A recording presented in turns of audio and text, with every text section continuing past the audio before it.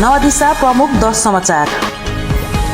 बाढी प्रभावित क्षेत्रमा स्वास्थ्य समस्या परे 1115 मा निशुल्क सम्पर्क गर्न स्वास्थ्य मन्त्रालयको आग्रह।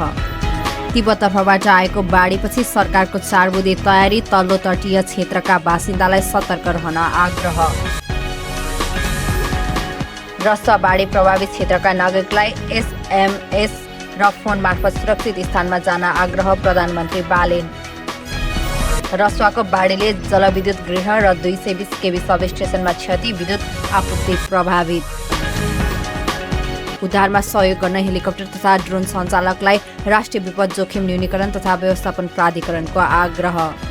भोटेकोशी बाढी प्रभावित क्षेत्रमा थप उद्धार सामग्री सहित सुरक्षा टोली परिचालन, गृहमन्त्री गुरुङद्वारा निर्देशन। बाढी पीडितका लागि राष्ट्रपालले राहत कोषमा एकमुष्ट रकम जम्मा गर्ने आकस्मिक बैठक बस्दै।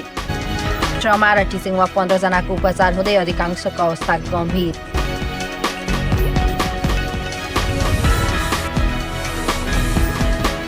पाकिस्तानको अस्पतालमा आग लागि 15 नवजात शिशुको मृत्यु।